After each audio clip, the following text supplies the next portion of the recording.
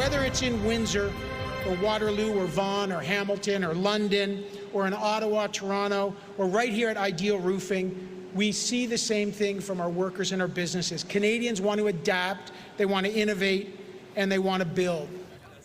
A pledge to help Ontario businesses weather the storm of the U.S. trade war. Tonight, the federal government says help is on the way for what will be a difficult time dealing with steeper tariffs, while also announcing new Canadian counter tariffs against the U.S. set to kick in the day after Labor Day.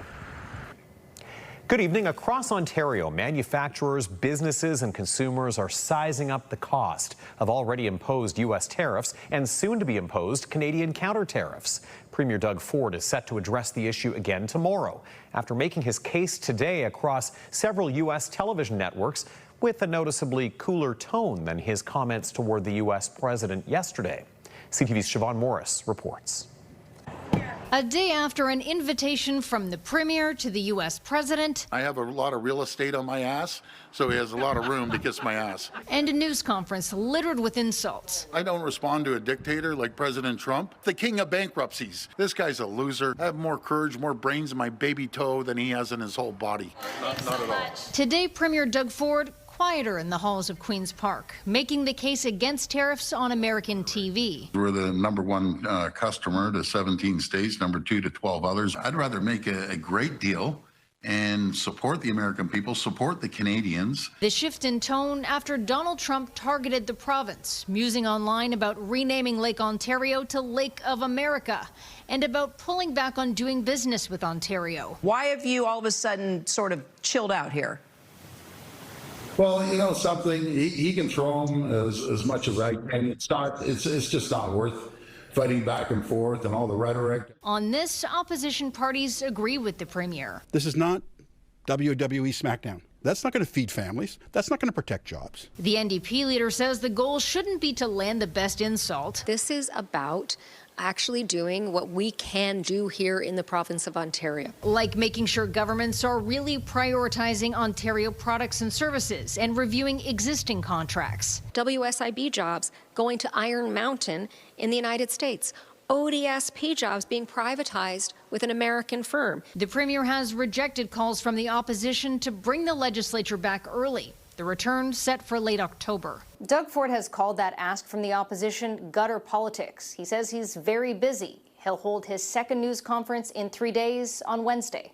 At Queen's Park, Siobhan Morris, CTV News.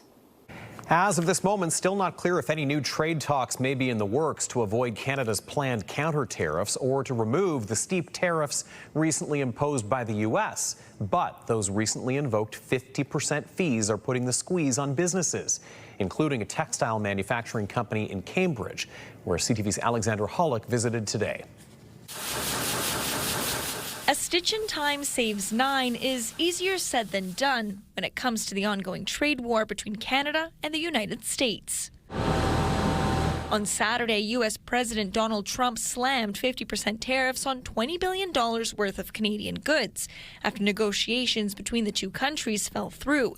In the mix are materials made here at MW Canada in Cambridge. We are a manufacturer of fabrics for a variety of different end uses, from window covering fabrics to healthcare to filtration. As the company filters through the details of the tax on textiles, they say some products are covered while others are not, leaving them to try and find a solution for customers. Until ideally some sort of durable long-term agreement is reached between the two countries. The new targeted tariffs spinning a tale of bad news for Canadian businesses and their employees. I do anticipate that in the longer run, if these tariffs hold, that there will be businesses that will, entire sectors that will cease to exist in Canada simply because they cannot survive on the strength of the domestic market alone. Azim Isaji is an economics professor at Wilfrid Laurier University. He says manufacturing companies must take advantage of grants and supports from the federal government and look to diversify their markets. It was very convenient for Canada. It was a massive edge that we had access to the largest market in the world. If that's not going to be open to us, well, we have to adapt, right? But everything takes time. You can't replace the world's biggest market overnight. As for Trump's latest threat of 50% tariff hike on Canadian autos and steel come January 1st, Isajay says Waterloo Region could be hit hard. He also says rather than hoping the tariffs won't take effect, we should be taking the threat seriously and preparing for what could come in the new year. Alexandra Hollick, CTV News, Kitchener. Kitchener's mayor says he's reactivated the city's tariff and trade task force set up last year in response to the trade war. I think we're all recognizing that now we're going to need to go further. Barry Verbanovic says he'll ask the task force to find more ways to source purchases locally and across Canada and to perform a new analysis to identify the most vulnerable industries in the city and to work with other local agencies to advocate for government help. Cambridge wants a clear playbook on data centers. City Council unanimously agreed tonight to find ways to regulate the rapidly spreading facilities at the local level. So many municipalities in North America and around the world are getting caught because we don't have any guidelines in place. There's nothing out there to protect the residents. Mayor Jan Liggett says while data centers serve an important purpose, cities need ways to counter concerns about their footprint and ways to collect money to provide community benefits. The facilities, which are often used to power artificial intelligence, are a top concern, according to the mayor. We're all getting emails about this. Every elected official in this province is getting emails about this. And we all have concerns. So tonight's council decision asks the province to expedite the completion of its province-wide data center playbook and also asks city staff to review possible sites that could be compatible for the centers, taking into consideration land use, infrastructure, environment, and other factors. The rapid spread of data centers prompted Cambridge to suspend its own council rules to vote on this motion immediately tonight so that city local guidelines can be ready for the newly elected council after the October election. Well, the trade war could drive up the cost of filling up lunch boxes once school resumes in a few weeks. Things are easing, and we're also expecting a easier September as well. So vegetables are our savior right now. I mean, it's actually cheaper in the produce section. Of course, meat is still a problem. Bakery is actually quite affordable. Dairy is a non-story. So things are actually much better, easier to manage for families on a tight budget. September is also going to be the same thing. But the not so good news is that we are expecting a bit of an upswing when it comes to food inflation starting in October until the end of the year, an increase of maybe 6 to 7%, unfortunately. Now, despite a slowdown, July marked the 18th straight month that grocery prices continued to outpace overall inflation. Something other than the trade war could drive up the price of some popular Ontario-grown fruit. CTV Spencer Turcott tells us how some brutal weather in Niagara could spell out a costlier trip to the produce section. Some of you are probably wondering how the peach crop's doing. Well, I'm just going to give you a little crop update here. More than 30 centimeters of rain hit the Niagara region between the end of July and early August, flooding farms, orchards, vineyards, and even homes. Yeah, our peaches are getting flooded too. A devastating blow considering how many peaches sold in Canada are grown in the area. I would say about 80% of the peaches are grown in the Niagara region. This professor of tree fruit breeding at the University of Guelph and Vineland Research Station considered the rain historic. In my 25 years, I have not seen this kind of rainfall. Because peaches grow on trees which are shallow rooted, the pooling water suffocated them. When that root is completely cut off from oxygen due to flooding, that will start the effect pretty quickly. Other tender fruits could be in jeopardy too, like plums and cherries. Some trees have already died from the flooding, meaning next year's crops could be in trouble. If these trees don't get back, which is very unlikely based on what we see in some spots, they won't get back and we won't be getting enough fruits next year. So peaches could be pricier and harder to come by. It could be 20%, that only time will tell. Now growers are focused on making it through the rest of the season without getting waterlogged further. We had a heavy downpour on Saturday night. So that already has raised a little bit of pressure on our side, and we just hope we don't get one more big downpour for the next few weeks. So while local peaches may seem sweet now, the price next year could leave a sour taste in consumers' mouths. Spencer Turcotte, CTV News, Guelph. A man from Grey Highlands is sounding the alarm about a close call during an ATV ride. He says a thin piece of wire was strung at body height across a trail and almost cost him more than a windshield. CTV's Krista Sharp explains. Steve McIntyre is very thankful for the windshield on his side-by-side ATV. My wife was like, what the hell was that? And we got out, and then that's when we saw that there was like a piece of baling twine that had been tied between the gates there. Because if not for that, he and his wife Kelly may have had a very different ending to their Sunday evening date night in Grey Highlands. We ended up for dinner in Dundalk, and then we got on the rail trail and started heading north. On their ride back home, what appeared to be blue baler twine strung across the trail stopped them in their tracks. Just kind of last second, we could see, looked like a wire or something across, and I hit the brakes, but obviously it was too late, just by the time you see it. The couple immediately called police and then posted to social media in hopes others don't get hurt. If we hadn't been on the side-by-side and the frames, like, are what took the impact. So that cut the rope. But if somebody had been on an ATV traveling at high speed, like, who knows, could have hit them in the neck, could have knocked them off, could have serious injury or death. McIntyre says they'll still go out and enjoy the trail rides, but this will always be on their mind. It was kind of scary at first. You're wondering, like, what kind of people do that? And then at the same time, I'm glad that it was us that hit it and not somebody that didn't have protection. So hopefully it was just like a one-off. Hopefully it's not something that happens all the time. But at the same time, you want to let people know, and you don't want to see anybody get injured. Krista Sharp, Kilpatrick, CTV News. The rising popularity of pickleball took center court today in downtown Kitchener. A game that anybody can start playing, not too competitive. CTV's Colton Weens has more on the return of an event that is both a showcase for the sport and a fundraiser, and details on the city's plan to add more spaces for the game. Not much to report on our satellite and radar image tonight. A pretty nice night across southwestern Ontario. Checking the temperatures, ranging from 14 in Mount Forest and Goderich. We've got a 13 up on the peninsula and Wyerton, to 20 right now is the warm spot in Toronto for the southern portion of the province. And here is a look from earlier tonight, just before sunset. A little bit of cloud, but a fairly nice evening. Ashley's got our long-range forecast coming up a little later. Back with more news in 2 minutes.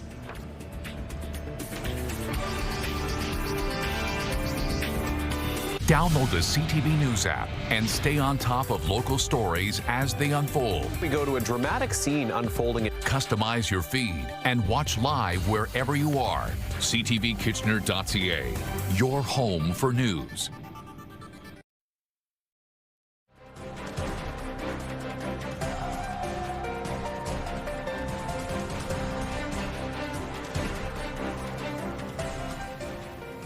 It's estimated 1.8 million Canadians are now playing pickleball. The game's growing popularity is on full display in downtown Kitchener at an event called Paddlepalooza, a showcase for the sport that doubled as a fundraiser.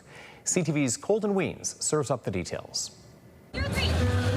One of North America's fastest growing sports taking over downtown Kitchener. Paddlepalooza returning for another year at Carl's Air Square. We're seeing all types of people come out and want pickleball space. So we have different pickleball sports spots around town. Drop and play plus a tournament for anyone who signed up.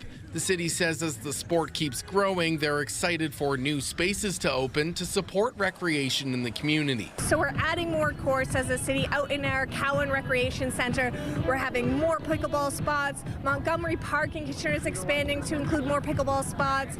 So we're just seeing a high demand as we open up our streets and have people come out and play. We need lots of pickleball courts. That's where we started pickleball at RBJ Schlegel. He bought some Amazon paddles, and next thing you know, a few years later, it's our whole personality. A game that anybody can start playing.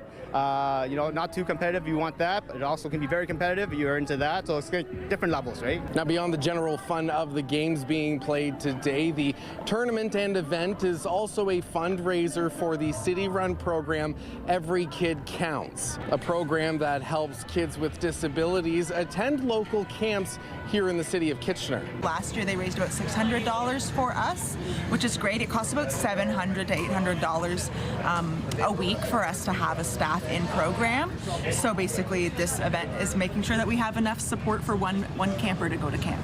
Every Kid Counts has an annual fundraiser in May and takes donations online. Curtis says they're now in the fortunate position to provide the same level of service for the program, both in Kitchener and Waterloo. This past summer, we were at 250 weeks that we were able to support, and this summer we are looking about the same, which has also been exciting because we've been able to expand our programming. Holton Ween, CTV News, Kitchener. A familiar face will be on the coaching staff when the Guelph Griffins football team kicks off their season this weekend. Former NFL player turned TSN analyst Luke Wilson will be leading the team's tight end squad. CTV's Karis Mapp has more on his plans for the team. Second down, Wilson throwing. He's got a man wide open. It's Wilson.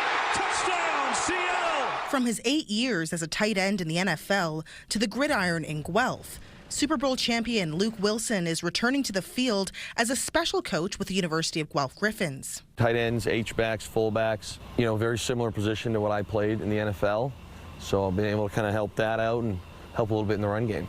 Wilson says he likes what he sees as he helps to get the team game ready for the upcoming season. Guelph's got a really good operation going on here. And I think that's a big credit to Coach Mark and also the alumni here. Like, they got a very nice facility. We got a lot of great things happen at this school. He says he's planning to make an impact by throwing it back to the basics. With the tight end position, I've seen a lot. So just being able to kind of, little technique things here and there, but also schematically, things that help me. And Wilson knows a thing or two about winning. Your Seahawks, Super Bowl 48 champions. As a member of the Super Bowl 48 champion Seattle Seahawks, he says he's planning to share some of his experience about not only the physical aspects of the game, but the mental side as well. Even from a sports psychology, just being able to take some of the things I've learned from the mental side, a lot of it on the X and O side. Obviously, that's a much different level than this, but just kind of introduce them to some of those ideas I think will really help. Outside of coaching, the Windsor area native is also an NFL analyst for TSN and a podcast host. He hopes to drive home the concept of self-motivation to help his players on and off the field. You can have a rah-rah coach or a quiet coach, but at the end of the day, you control your own destiny. The Griffins' first game this season is Saturday against the Laurier Golden Hawks, a rematch of last year's Ontario University Association semifinal. Marshall McCray scrambles, leaps into the end zone. They're obviously a tremendous program. They've done a lot of great things over the past decade. Do I think we're ready? Absolutely. And I expect this Saturday to be an extremely physical contest. And that contest will kick off at 6 p.m. at Waterloo's University Stadium. Karis Mapp, CTV News, Guelph. Later on CTV News, the Memorial Cup moment, a long time in the making. CTV's Heather Centerin shows us how a man with some of the deepest Rangers history got to savor some time with the championship trophy. A clear, comfortable night ahead with sunshine on the way tomorrow. More details on that with your long-range forecast coming up. Stay with us.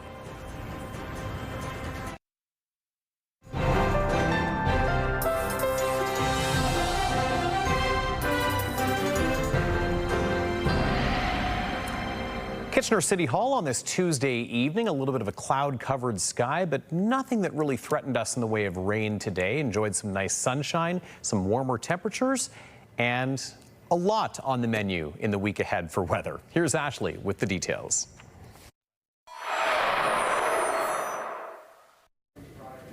I hope you've had a great day. It was a much warmer Tuesday than it was Monday. We saw a lot more sunshine today, and of course, temperatures slightly higher than we felt yesterday as well. So overall conditions improving for August. And as we take a look at our futurecast, we're going to continue to see relatively clear skies overnight and into your Wednesday. We should see pretty much a sunny day tomorrow. A little bit of cloud cover here and there, of course, but it's not until Thursday where the threat of a little bit of precipitation really comes into play. We'll worry about that tomorrow, but for now, things are looking pretty good, at least for the next 24 hours.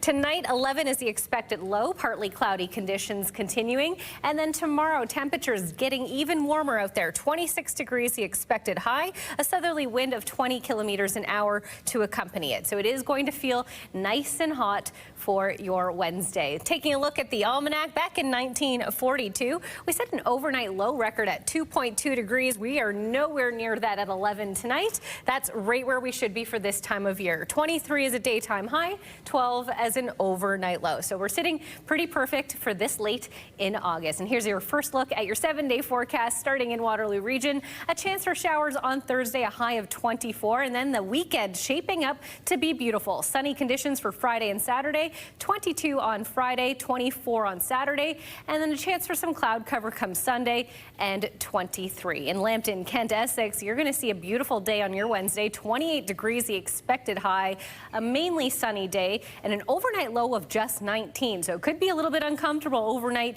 Wednesday into Thursday. Thursday, a little bit of cloud cover and 27, and then nothing but sunshine heading into the weekend. 25 on Friday, 27 for Saturday, and a beautiful 28 mix of sun and cloud to finish it off on Sunday. Lastly, in southern Georgian Bay, you're also going to have a nice few days ahead. There is a slight chance for showers tomorrow, but you will see some sun. A high of 25 is expected. Showers in 21 for Thursday, but Friday and Saturday, 20 for Friday. A little bit cooler there with the overnight low of just 7, but by Saturday, temperatures rebounding to 24 with sunshine. So Tony, get those sunglasses ready. You're going to need it at least for the next 24 hours. Oh, they are ready, Ash. Don't worry about that. Thank you. And nice to see that, even though we're getting a taste of what a fall overnight low is going to feel like with 7 degrees, nice to see that rebound. That is the important part of that 7-day forecast. Live look at our tower camera now, Midtown KW, as we go to break. It is 15 degrees outside our studios. Back in a few minutes.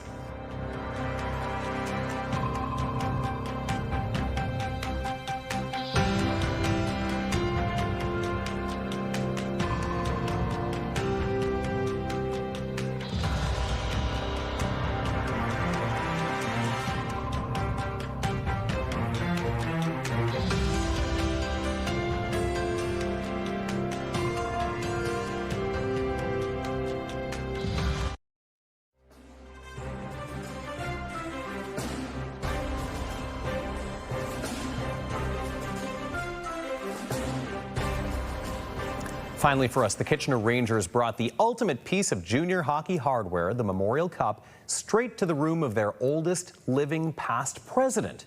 CTV's Heather Senerin has more on a truly full circle moment for a man who also saw the team's first 2 championships.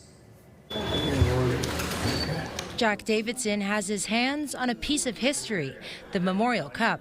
And this year it went to the Kitchener Rangers for the 3rd time in franchise history. The other 2 times he was actually there when they did win it. Jack says he's been waiting for another win. It was always too long getting here. It's a team Jack knows a thing or two about. Pretty much all Rangers, all his life. Jack is the last living past president of the Rangers. He was president for 2 years in 1978 and director before that when the team started in '63. Rangers history and tradition is super important to our franchise. Now he's reminiscing about his favorite team at the tender age of... How 82? Who's 82? Me. No, you're not 82. You're 95. Oh, I'm only 95. He says this year their win was written in the stars. It's not that you're playing one other team, you're playing the whole country, actually. Jack watched the big win on TV. He sat up in bed and looked right at the TV and says, "Is this the final game?" And my brother said, "Yes, this is the Memorial Cup game." And hasn't stopped raving about it since. He would just get pretty much jacked. Goes with the name. Jack's family happy to support him on this special day. Just a very good bunch of nice people. He's the one that introduced me to the Rangers, took me to my first game. This stop a must on the ongoing tour to bring the cup right to fans. Our fan base gave us that extra energy that we needed to win games, and to share it with people is something that we have a responsibility. From his past president ring that he still rocks to his decked out room, there's no bigger Rangers fan than Jack. Memory isn't that great. I'm thinking he might remember this. Heather Senerin, CTV News Kitchener. Great full circle moment there. That's our time for tonight. Thank you for checking in with us on this Tuesday, August the 25th. You can get news anytime from our digital team over at ctvnewskitchener.ca. I'll see you back here once again tomorrow night for CTV News at 6. Good night.